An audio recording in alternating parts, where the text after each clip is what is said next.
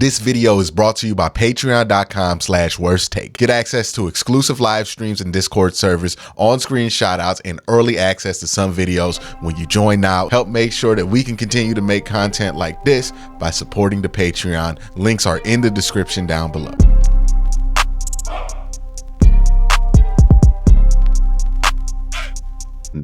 And we've had a lot of time, well, not a lot of time, we've had some time to process and kind of go through our feelings of what happened on Saturday with the Cleveland Browns. And for those of you who want to have this discussion, I would love to have it.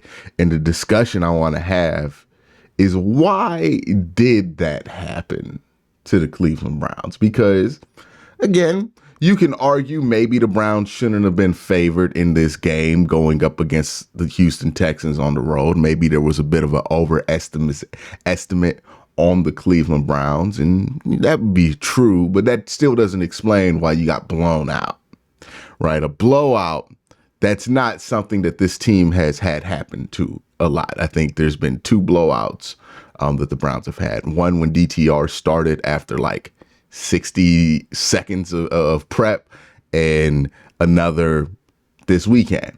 So the blowout part is what makes it feel unacceptable, and it is. In the large scale, you can zoom out and appreciate that the Browns have made the playoffs, but in that tiny, like, micro scale, when you zoom in on the season, this game feels a little weird.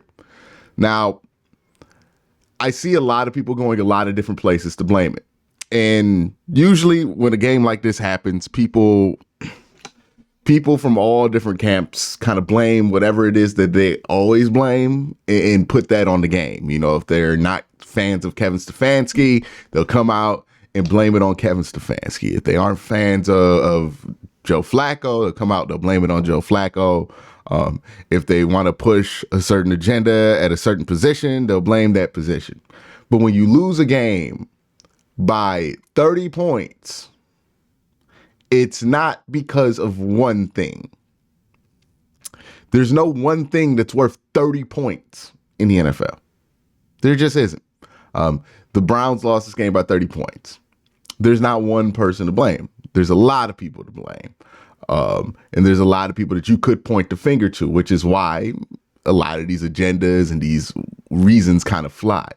Now, one reason I've seen a lot is, the Browns rested their starters week 18. And that's why the Browns lost.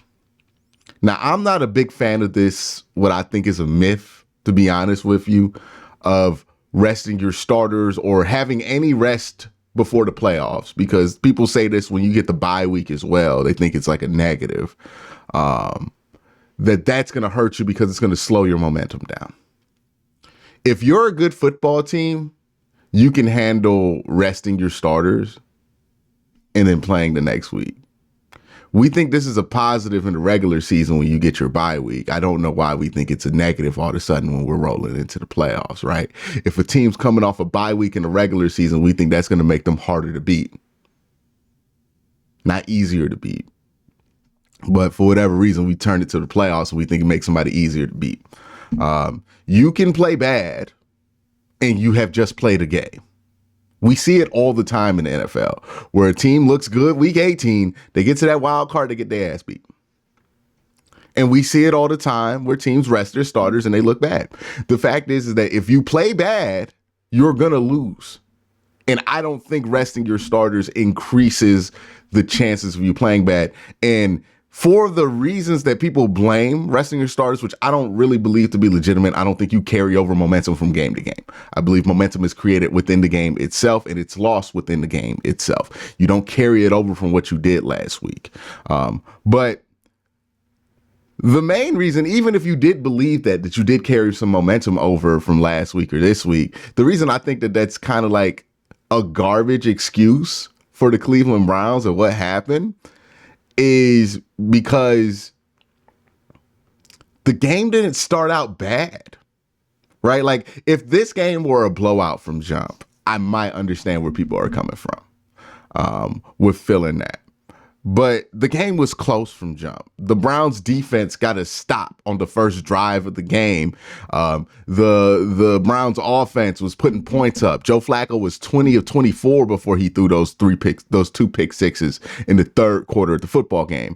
And I don't think you can retroactively go back to the third quarter when the game melted down and say that that's because we rested our starters. Joe Flacco threw those interceptions because he's been throwing balls that have been close to being intercepted all season. He's been getting lucky. The luck ran out. That's why those interceptions happened. Whether he rested week 18 or not, those interceptions, if he made those decisions in that moment, were going to happen. That had nothing to do with rust.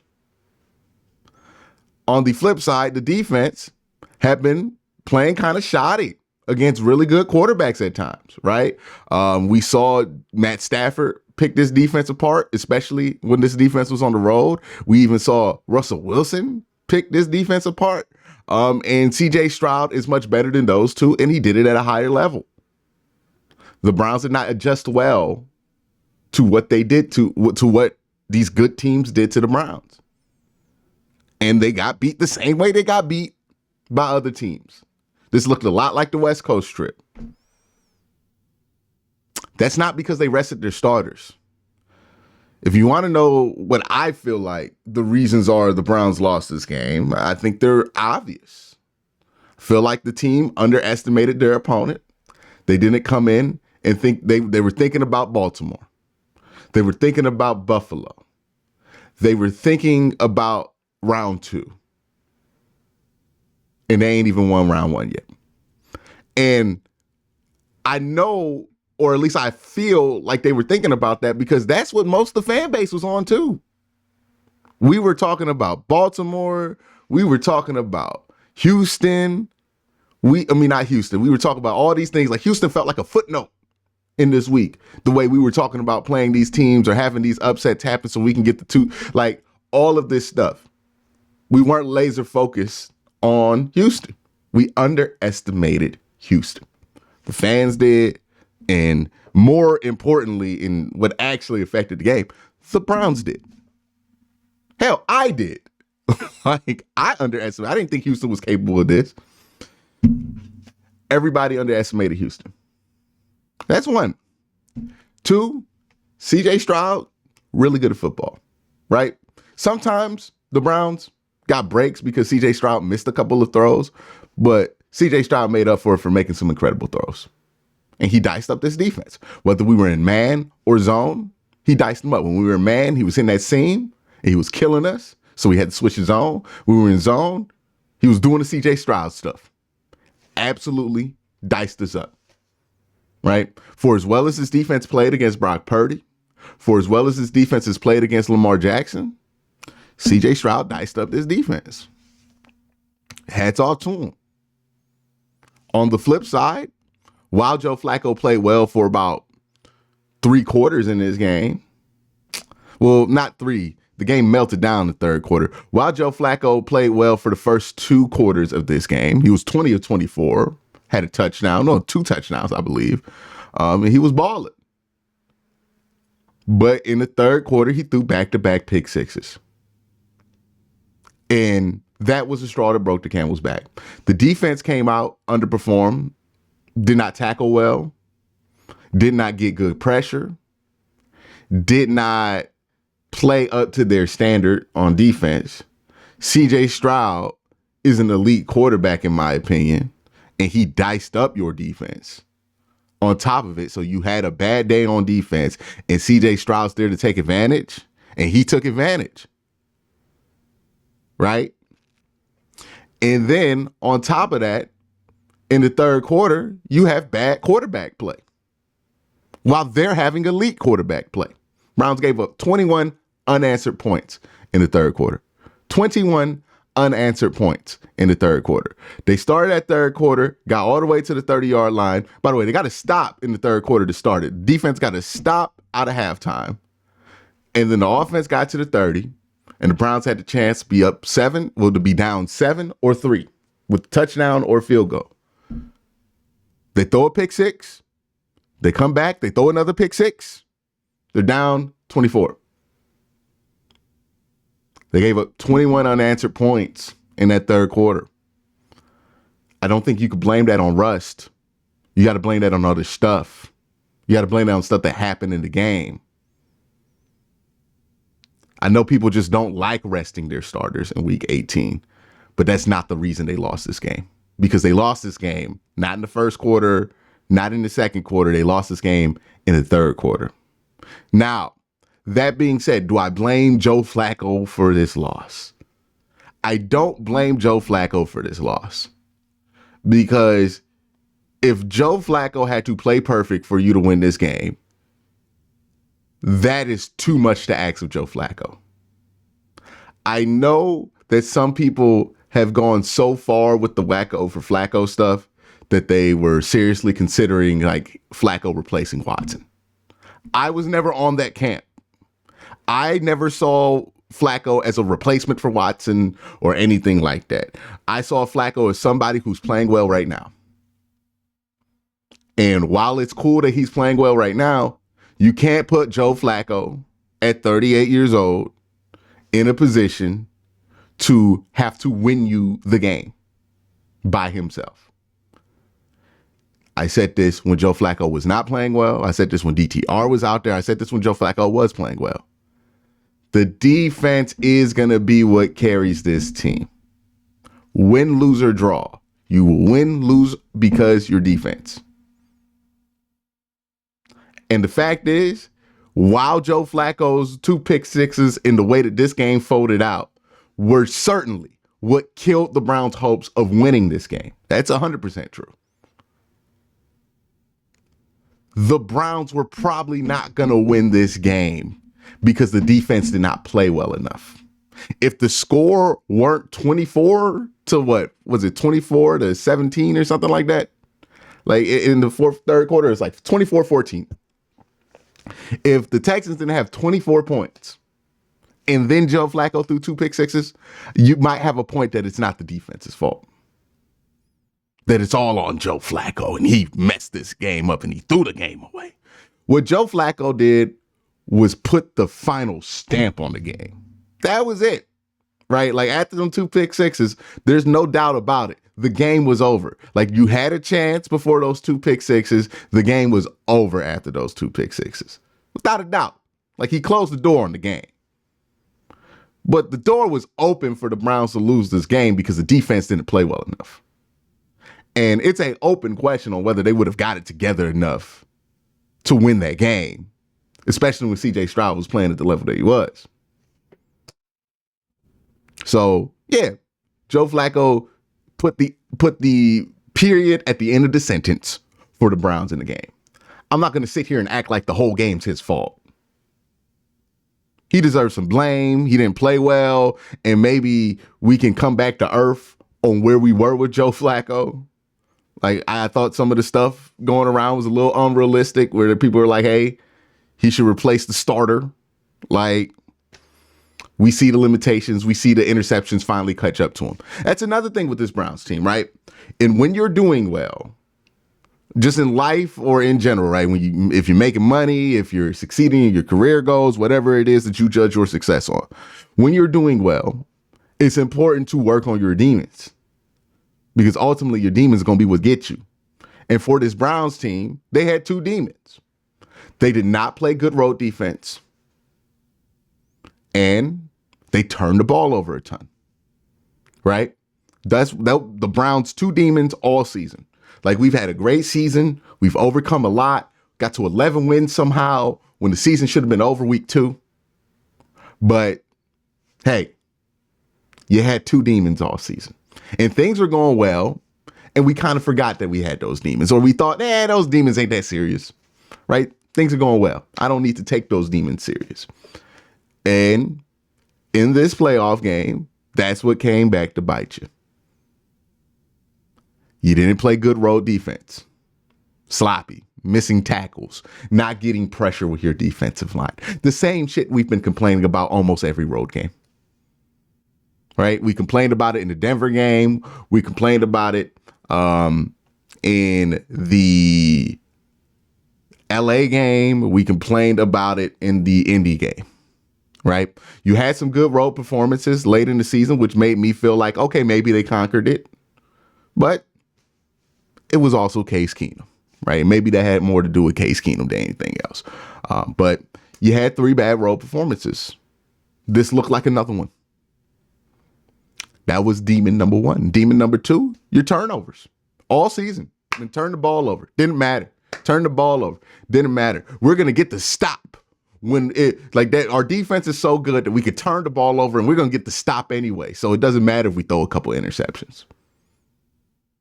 Well, defense ain't get the chance to stop them on those 2 interceptions because they were pick sixes. The turnovers finally came back to bite you in the ass. The bad road defense finally came back to bite you in the ass. The bad tackling on the road finally came back to bite you in the ass. Myles Garrett slumping finally came back to bite you in the ass. All of these things, they finally came back and bit you in the ass. And those things were all boiling, brewing under the surface before this team rested their starters in week 18. They were all there. We were complaining about road defense before week 18. We were complaining about turnovers before week 18. We were complaining about all of these things. But we all found reasons, including myself, to be like, nah, it's not going to be a big deal. Right? The Browns have had a couple good road games defensively. It's not going to be that big of a deal. Joe Flacco's interceptions are a bit overblown the last couple of weeks. It's not going to be that big of a deal. He's not going to throw an interception. He's going to be fine. January Joe. Well, those demons were still there. And they turned the ball over, and the defense didn't play well. That's what happened in the game. Now, again, I don't feel like the criticism of this game should go so far that we start rewriting the season because of it. Ultimately, it's more of a feat that the Browns made it to this game than what happened in the game in the long run. And we'll see if they're able to execute on top of this, right?